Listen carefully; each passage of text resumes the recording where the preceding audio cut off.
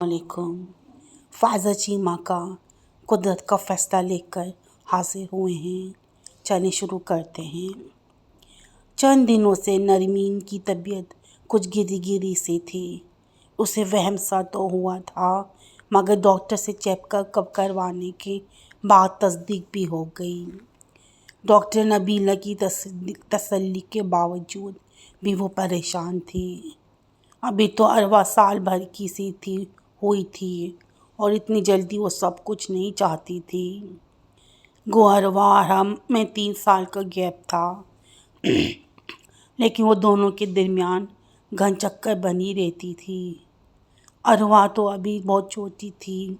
वो इन दोनों को मुश्किल से ही संभाल पाती थी। ऊपर से नाजुक मिजाज शौहर की नाज़बरदारियाँ और फिर सास भी तनकीद के बहाने ढूंढती थी। दुनिया जहाँ की बुराई इन्हें बहू में नज़र आती। दिन ब दिन इसकी तबीयत ख़राब होती गई। नकाहत और चक्कर उसकी जान नहीं छोड़ रहे थे। सुस्ती और कमज़ोरी की वजह से किसी न किसी काम में गड़बड़ हो ही जाती थी। उस दिन भी रात के वक्त खाने पर वो सिर्फ एक ही सालन पका सकी थी, जिसकी वजह से नफीसा बेगम का अताब उस पर नाजिल हो रहा था। खाने में ढेर सारा इत्माम करना उनके घराने की शुरू से ही रिवायत थी। अब अगर वो तबीयत खराबी की वजह से इत्माम नहीं कर सकी थी तो ये कोई बड़ी बात नहीं थी, लेकिन नफीसा बेगम को कौन समझाता। इन्हें तो वैसे ही इसकी गलतियां पकड़ने की आदत थी। अब भी सबके दरमियान बैठे वो इसे बेनुक्ता सुना रही थी। अरे हमने भी 5 बच्चे पाले हैं, लेकिन ऐसा हाल तो कभी नहीं हुआ। तुम तो 2 बच्चों में ही पागल हो गई हो। न अपना होश है न बच्चों का। घर का हाल तो सबसे बदतर है। थका हारा शौहर घर आया तो इसके आगे सालन घोल कर रख दिया ताकि इसकी रही सही भूख भी ख़त्म हो जाए। मुझे तो अपने बच्चे को देख कर हौल उठती है। कैसा मुरझा कर रह गया है। पर तुम्हारी जैसी बीवी जिसको मिलेगी उसका तो यही हाल होगा। गोया सब कुछ सुनना और इसकी रूटीन में शामिल था, मगर इस वक्त तबीयत इतनी चिड़चिड़ी हो रही थी कि इसके लिए ये सब सुनना मुश्किल हो गया था। आँखों में उमड़ती नमी को छुपाए वो डाइनिंग टेबल से उठ गई। उसकी इस हरकत ने गोया जलती पर तेल का काम किया था। नफीसा बेगम अब खुलकर उसे बुरा भला कहती थी। उनके गुस्से के आगे किसी का भी बोलना मुश्किल था। सभी इधर उधर हो गए थे। नरमीन अंदर कमरे में रोते हुए उनकी बातें सुन रही थी। बड़ी रवानी से उन्होंने इसके वालिदैन को भी नहीं बख्शा, जिन्होंने उनके ख्याल के मुताबिक इसकी कोई तरबियत नहीं की थी। किसी भी लड़की के लिए अपने माँ बाप के मुतालिक इस तरह की बातें सुनना और बर्दाश्त करना बहुत मुश्किल होता है, मगर वो चुप थी। हारिस ने भी अपने कमरे में आकर इसे ही कसूरवार ठहराया था। अगर अम्मी ने कुछ कह भी दिया तो तुम बर्दाश्त कर लेती। इस तरह उठकर आने की क्या तुक थी। वो बड़ी हैं, हमसे कोई गलती हो गई तो कहीं ना कहीं गलती तुम्हारी, जाओ इनसे जाकर माफ़ी मांगो। हारिस इन मर्दों में से था जो अपनी माँ की नज़रों से देखते हैं और माँ के दिमाग से सोचते हैं। ज़ाहिर है फिर बीवी में बुराइयाँ तो नज़र आनी ही थीं। इस तरह के मर्दों के साथ गुजारा करना कितना मुश्किल होता है, ये कोई नरमीन से पूछता। इस हालत में तो इस आराम और तवज्जो की ज़रूरत थी, मगर सबकी फरमाइशें पूरी करते करते वो हलकान हो जाती थी। मगर किसी को ज़रा सा भी एहसास नहीं था। कभी कभी तो इसका दिल चाहता था कि सब कुछ छोड़ छाड़ कर माँ बाप के पास चली जाए, मगर ऐसा वो सिर्फ सोच ही सकती थी। करने का इसका में हौसला नहीं था। वहाँ जाती भी कैसे। उसके सफ़ेद पोश माँ बाप की कमरे 3 जवान بیٹیوں سے بہت سے پہلے ہی جھکی ہوئی تھیں۔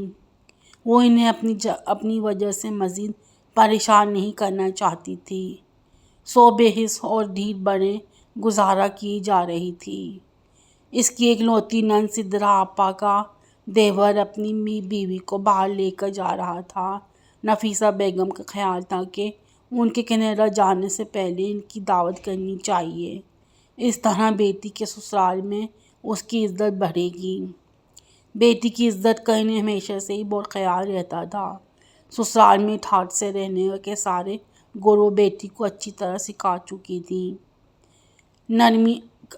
نرمین لو جب اس نے دعوت کے متعلق پتہ چلا تو اس نے دبے لفظ میں حارث سے کہا تھا کہ اس حالت میں اتنا کام کرنا اس کے لیے مشکل ہوگا۔ حارث سے بڑے وارث اور راحیل تھے۔ راحیل شروع سے ہی امریکہ میں مقیم تھے۔ شادی کے بعد نجمہ بھابھی کو بھی ساتھ لے گئے تھے۔ اسے چھوٹے وارث بھائی کا بھی ابھی کچھ دن پہلے ہی اسلام آباد ٹرانسفر ہوا تھا اور رینا بھابھی نے ان کے ساتھ جانے میں ذرا بھی دیر نہیں لگائی تھی۔ اتنی مشکل سے تو ساس کے تسلط سے آزادی مل رہی تھی، پھر وہ سنہری موقع کا فائدہ کیوں نہ اٹھاتی۔ ان دنوں نرمین کا بھی شدت سے دل چاہتا تھا کہ وہ بھی کہیں چلی جائے، مگر یہ تو ناممکن تھا۔ حارث ماں کا سب سے فرما بردار بیٹا تھا۔ حارث سے بڑی اس کی اکلوتی نند سدرا آپا تھی، جو کسی بھی طرح نفیسہ بیگم سے کم نہیں تھی۔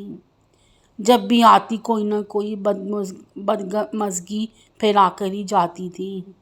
سب سے چھوٹا فراز تھا جو CA کر رہا تھا۔ اس کے لیے صرف 200 یونیورسٹی سب کچھ تھے۔ اس روایتی سسرال نفیسہ بیگم جیسی روایتی ساس کے ساتھ گزارا کرنا نرمین کا ہی حوصلہ تھا۔ اس کے لاکھ کہنے کے باوجود بھی دعوت کینسل نہیں کی گئی تھی۔ میں کھانا باہر سے لے آؤں گا، تمہیں پکانا نہیں پڑے گا۔ حارث اس کی حالت دیکھ کر آتا، مگر ماں کے ڈر بھی غالب تھا، سو اسے بھی تسلی دینے بیٹھ گیا۔ مگر حارث کو کتنے کام ہوتے ہیں، مجھ سے تو اٹھا بیٹھا بھی نہیں جاتا، روٹین کی کام ہی کتنی مشکل سے ختم کرتی ہوں، وہ بے چارگی سے بولی۔ ان دنوں اس کی رنگت میں زردیاں سی گھل گئی تھیں، نہ جانے کیوں اس دفعہ بہت ڈری ہوئی تھی۔ تو فکر نہ کرو، انشاءاللہ کچھ نہ کچھ ہو جائے گا، تم کیشور کو بلا لینا۔ کیشور ان کے ہمسائے میں رہتی تھی، بہت اچھی لڑکی تھی اور اکثر اس کے آڑے وقت میں کام آتی تھی۔ اس نے بے بسی سے حارث کو دیکھا، جو اسے تو بلا سکتا تھا، مگر ماں کے آگے جائز بات بولنے کی بھی اس میں ہمت نہیں تھی۔ اور پھر وہی ہوا جس کا اسے ڈر تھا۔ کھانا باہر سے لانے کے سن کر نفیسہ بیگم نے حارث کی خوب کلاس لی تھی اور اسے بند کمرے میں تسلی دینے والے حارث حسب معمول ماں کے سامنے کچھ بھی نہیں بول سکا تھا۔ ارواح کو بخار تھا، وہ بھی اسے حتی المقدر تنگ کر رہی تھی۔ اس کا ایک پاؤں کچن میں تھا اور دوسرا ارواح کے پاس۔ ساس سے تو اتنا بھی نہیں ہوا تھا کہ کچھ دیر کے لیے ارواح کو ہی سنبھال لیتی۔ تخت پر ہی بڑی شان سے برجمان وہ بہو کو ادھر سے ادھر بھاگتا دیکھ رہی تھی۔ پتہ نہیں لوگ اتنے سنگ دل کیوں ہوتے ہیں۔ اگر اس کی جگہ ان کی اپنی بیٹی ہوتی تو تب کیا وہ بھی یہی کرتی؟ نرمین کی حالت دیکھ کر کوئی پتھر دل میں موم ہو جاتا، مگر وہ نہ جانے کس مٹی سے بنی تھی۔ سارے دن کی بھاگ دوڑ کے بعد شام تک نرمین ادموت ہو چکی تھی۔ چہرے پر رہی سہی تازگی بھی ختم ہو گئی تھی۔ ارواح کا بخار کچھ کم ہوا تو اسے سلا کر وہ ٹیبل پر برتن لگانے لگی۔ اسی دوران وہ لوگ بھی آ گئے تھے۔ کپڑے بدلنے کا اسے ٹائم ہی نہیں ملا تھا۔ مہمانوں سے ملتی نفیسہ بیگم کی قہر پر برساتی نظریں سے مزید سما گئی تھیں۔ اب اس بات پر بھی اس کی اچھی خاصی کلاس ہوئی تھی۔ سدرا آپا نے تو فوراً میسنی کہہ دیا تھا، ہاں سب ہمیں بدنام کرنے کے ڈھکوسلے ہیں، خود کو مظلوم ثابت کرنے کے لیے یہ ڈھونگ رچایا۔ اب گھر جا کر سب کہیں گے کہ ہم اس پر ظلم کرتے ہیں۔ اسے نوکرانی بنا کر رکھا ہوا ہے۔ اب لوگوں کو کیا پتہ کہ پوری کہانی یہ ہے۔ طنزیہ انداز، طنزیہ نظریں، وہ سب کچھ سمجھتے ہوئے بھی اپنے کام میں لگی رہی۔ صفائی دینے کا بھی کیا فائدہ تھا؟ الٹا بات بڑھتی تو اسے 2-4 باتیں اور سننا پڑتی۔ کھانا ٹیبل پر لگا کر جب وہ اطلاع دینے کے لیے آئی تو سدرا آپا نے اس کے سراپے کو عجیب سی نظروں سے دیکھا تھا۔ نفیسہ بیگم غالباً انہیں بتا چکی تھی کہ تبھی تو وہ اب ان کے چمٹی نظروں سے حصار میں تھیں۔ نرمین اتنی بھی کیا جلدی تھی؟ یہاں کوئی لاکھ کمانے والے تو نہیں بیٹھے ہوئے؟ پہلے 2 کو نہیں سنبھالنا تمہارے لیے مشکل ہے اور اوپر سے نئی مصیبت۔ مگر تم بھی کیا کرو، جس طبقے سے تم آئی ہو وہاں عورتوں کا کام ہی یہی ہے، بچے پیدا کرنے کا۔ اب نیا بہانہ مل گیا ہے تمہیں آرام کرنے کا۔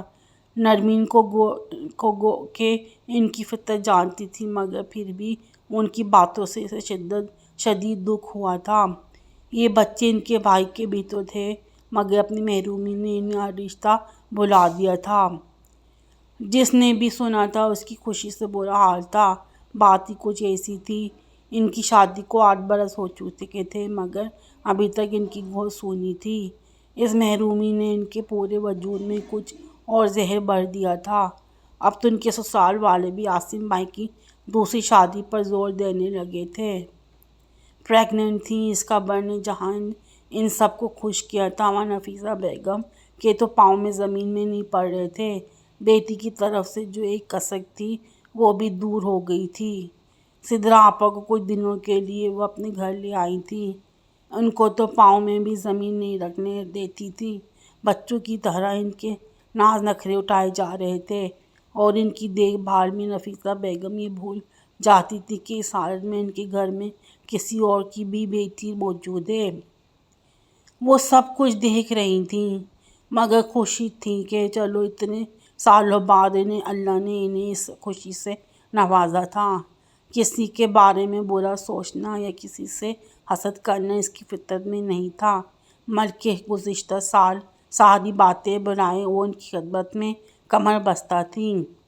نفیسہ بیگم اور سدرا بھی ان دونوں کو سب کچھ بھولے اس آنے والی خوشی میں گم تھی۔ کم از کم اس بہانے ہی صحیح کچھ دنوں کے لیے نرمین کی جان ان کے طعنوں اور طنزیہ باتوں سے تو چھوٹی ہوئی تھی۔ چند دن رہ کر سدرا اپنے گھر چلی گئی تھی، مگر نفیسہ بیگم کو چین کہاں۔